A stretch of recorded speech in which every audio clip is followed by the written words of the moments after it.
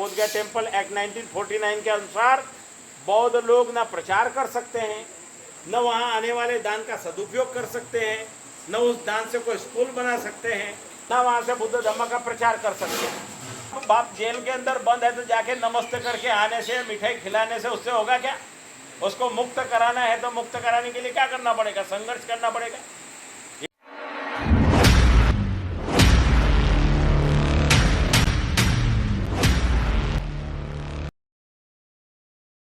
सब बोलते हैं, लेकिन ये महाबोधि महाविहार की मुक्ति के बारे में कोई चर्चा नहीं करता है।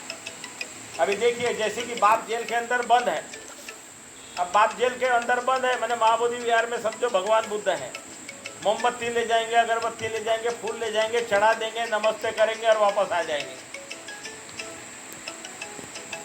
अब बाप जेल के अंदर बंद है तो जाके नमस्ते करके आने से, मिठाई खिलाने से उससे होगा क्या?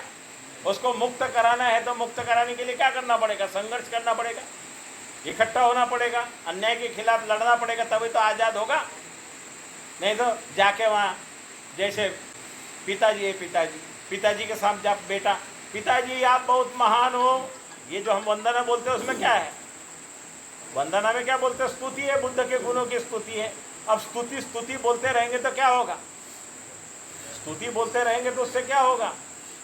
उसकी आज़ादी के लिए संघर्ष करना पड़ेगा। तो संघर्ष इस तरह से शांति के साथ क्रांति करने का जो मार्ग है, अन्यायपूर्ण कानून है, उस अन्यायपूर्ण कानून को ख़त्म करने के लिए हमें मेहनत करनी पड़ेगी, लोगों को जगाना पड़ेगा।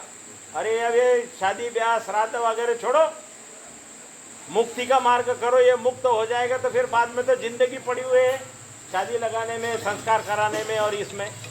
तो ये महाबोधि महाविहार का जो पुराना कानून बोधगया टेम्पल एक्ट जब तक खत्म नहीं होता तब तक के भारत में संविधान लागू नहीं है।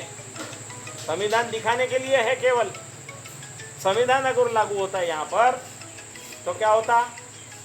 संविधान में आर्टिकल जो है 25, 26, 27, 28 में लिखा है कि जिस भी धर्म के मानने वाले हैं वो अपने धर्म का प्रचार कर सकते हैं, साहित्य छपा सकते हैं, उसकी व्यवस्था कर सकते हैं, संवर्धन कर सकते हैं, लेकिन बोधगया में नहीं कर सकते। क्यों? तो ये बोधगया टेम्पल एक्ट 1949 के अनुसार बौद्ध लोग ना प्रचार कर सकते हैं, न वहाँ आने वाले दान का सदुपयोग कर सकते हैं, न उस दान से कोई स्कूल बना सकते हैं, न कोई बुद्ध विहार माने बनते के लिए रहने का निवास बना सकते हैं, न वहाँ से बुद्ध धर्म का प्रचार कर सकते हैं। तो ये अन्यायपूर्ण कानून जब तक खत्म नहीं होगा तब तक के ये संविधान यहाँ लागू नहीं है। संविधान बोलने से नहीं होगा, संविधान में लिखे वाले अधिकारों को लागू करने से होगा। और लागू कराने के लिए हमें अधिकार मिले हुए हैं कि हम इस देश के नागरिक हैं। अन्याय के खिलाफ बोलने के लिए हमको अभिव्यक्ति स्वतंत्र मिला हुआ है। अगर अभिव्यक्ति स्वतंत्र नहीं तो हम बोल नहीं पाते। बोलते ही गोली मारती होती, बोलते ही जीभ काट दी होती मनुस्मृति के अनुसार। लेकिन संविधान ने हमें बोलने की आज़ादी दी है, अपने अधिकारों की रक्षा के लिए लड़ने की आज़ादी दी है, शांतिपूर्ण बैठ करके सरकार के खिलाफ धरना रखने की आज़ादी दी हुई है। तो हम लोग अपने न्यायपूर्ण मांग के लिए धरना दे रहे हैं और आज धरने का 133वां दिन है।